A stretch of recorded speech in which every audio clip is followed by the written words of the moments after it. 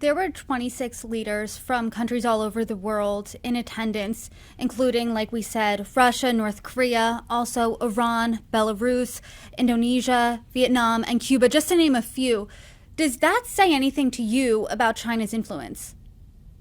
Well, it does. I mean, there are a couple things. First of all, except for a couple of China-friendly countries in Eastern Europe, there was nobody from the West, and that is important. There was some interesting developments. For instance, Indonesia's president Prabowo, he actually canceled his participation in the SCO meeting because of the riots throughout Indonesia, but he showed up for the military parade. And Indonesia is a very important country. Also, you had President Erdogan of Turkey there.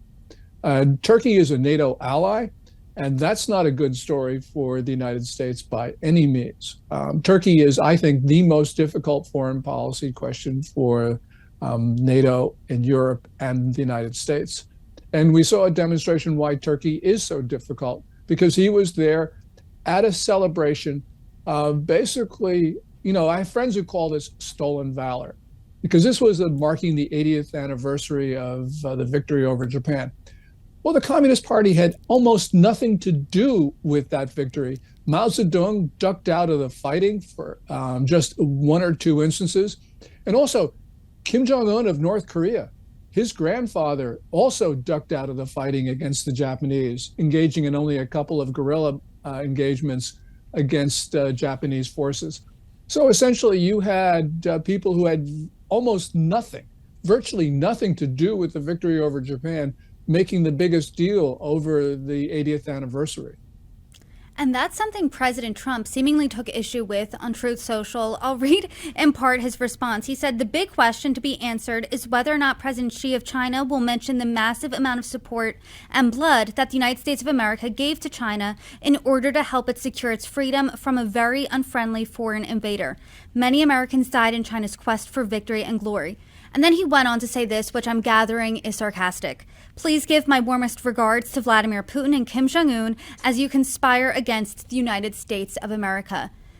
What do you make of that post there? Do you think it perhaps was him wearing his heart on his sleeve? Was that a smart move? What do you make of that? This is a really interesting Truth Social posting, and one could almost write a book about it. Couple things.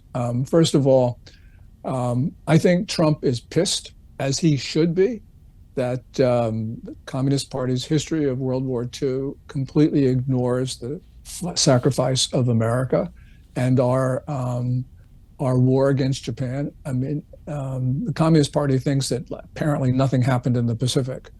They didn't hear about Hiroshima. Nagasaki's not in that narrative. And so therefore, I can understand President Trump's anger or apparent anger. Now, this part about conspiring is absolutely fascinating, because Trump, as everybody knows, has extended olive branches to both Putin and Xi Jinping recently.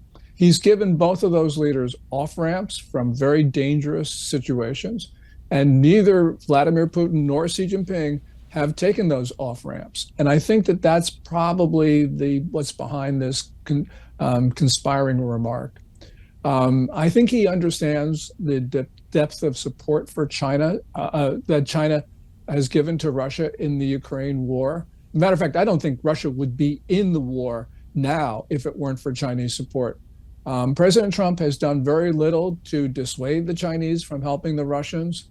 And so I think that what we're going to see in the not too distant future is Trump basically pivoting and imposing those costs on both Russia and China for their support. There's a lot of talk about India. Indian Prime Minister Narendra Modi went to Tianjin for the SCO summit. First time in more than 7 years he's been on Chinese soil. A lot of people make a big deal of that. We know that India is really angry at the United States over two things. First of all, President Trump's pivot to Pakistan, which I think is misguided. And also on August 6th, the Trump administration announced the imposition of those 25% tariffs on India for buying Russian oil. Well, India says that those tariffs are unjustified. They're wrong. They are justified. But India has a real point when it says those tariffs are unfair because Trump did not impose a 25% tariff on China for buying Russian oil, and China buys more Russian oil than India. As a matter of fact, since the announcement on August 6th, India has been scaling back its purchases of Russian crude, and China's been taking up the slack.